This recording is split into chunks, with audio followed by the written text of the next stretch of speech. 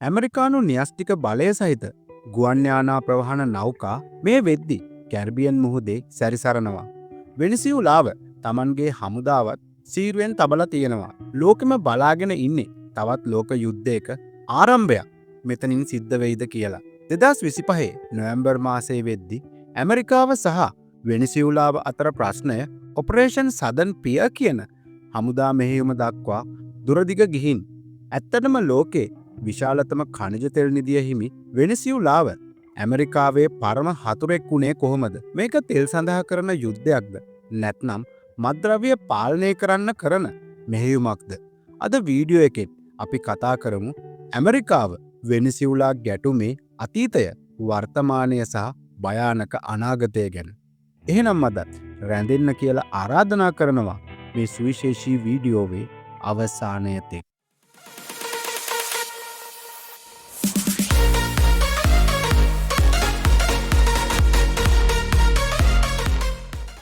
මේ කතාව පටන් ගන්න ඕනේ 1999 වසරෙන්. ඊට කලින් වෙනිසියුලාව කියන්නේ දකුණු ඇමරිකාවේ පොහොසත්ම රටක්. ඒ වගේම ඇමරිකාවේ හොඳම මිතුරෙක්. නමුත් 1999 දී හියුගෝ චාවෙස් බලයට පත්වීමත් එක්ක මේ ඔක්කොම වෙනස් වුණා. චාවෙස් සමාජවාදී නායකයෙක්. ඔහු කෙලින්ම ඇමරිකානු අධිරාජ්‍යවාදයට විරුද්ධව කතා කළා. වෙනිසියුලාවේ තිබුණු ඇමරිකානු සමාගම් සතු තෙල් සම්පත ඔහු රජයට පවරා ගත්තා. මේකෙන් ඇමරිකාවට රිදුනා. චාවෙස් ඇමරිකාවේ හතුරන් වුණු කියුබාව, ඉරානය සහ රුසියාව එක්ක යාළු වුණා. ඔහු ඇමරිකානු ජනාධිපති ජෝර්ජ් බුෂ්ට යක්ෂයා කියලා පවා එක්සත් ජාතීන්ගේ සභාවේදී බැන්නා. The President of the United States, the gentleman to whom I refer as at the devil. මේ කාලේ ඉඳන් තමයි ඇමරිකාව වෙනිසියුලාව දෙස වපරැසින් බලන්න පටන් ගත්තේ. 2013 දී චාවෙස් මිය යනවා.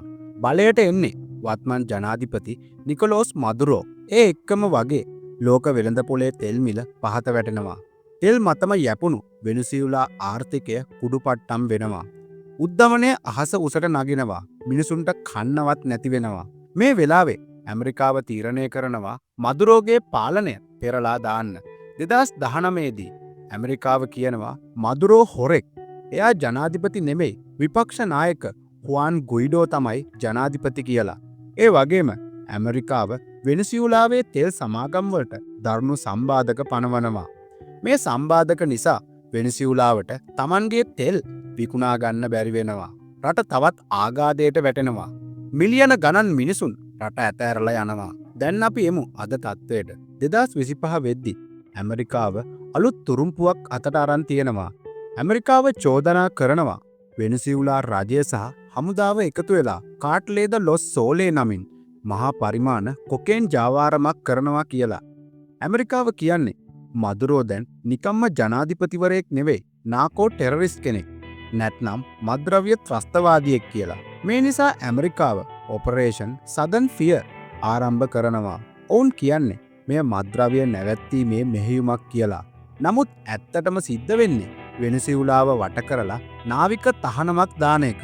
පසුගිය දවස්වල ඇමරිකානු නාවික හමුදාව වෙනිසියුලාවට යන සැකකටයුතු නැව්වලට පහර දුන්නා.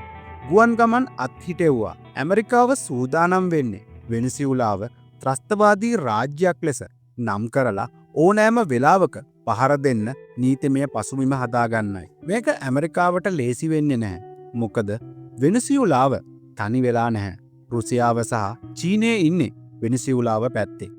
දැනටමත් රුසියාවේ වැග්නර් වැනි කුලී හේවායන් සහ නවීන ගුවන් ආරක්ෂක පද්ධති වෙනිසියුලාවේ ස්ථාපිත කරලා තියෙනවා කියලයි ආරංචි වෙන්නේ. වෙනිසියුලාව සතුව හයිපසොනික් මිසයිල තාක්ෂණය පවා තිබිය හැකි බවට ඇමරිකාව සැක කරනවා.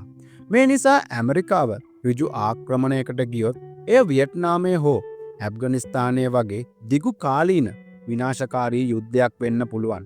ඒ වගේම මෙය ඇමරිකාව සහ රුසියාව චීනය අතර ඍජු ගැටුමක් බවට පත්වීමේ අවදානමකුත් තියෙනවා. සරලවම කිව්වොත් අද වෙද්දි තියෙන අලුත්ම ප්‍රශ්නය තමයි ඇමරිකාව වෙනිසියුලාවට මද්ද්‍රව්‍ය ත්‍රස්තවාදී ලේබලය අලවලා හමුදාමය මැදිහත්වීමකට සැරසීම. ඔයාලා මොකද හිතන්නේ? ඇමරිකාව මේ හදන්නේ ඇත්තටම කුඩු අල්ලන්නද? නැත්නම් වෙනිසියුලාවේ තෙල් ටික පාලනය කරන්නද? පහලින් කමෙන්ට් කරන්න.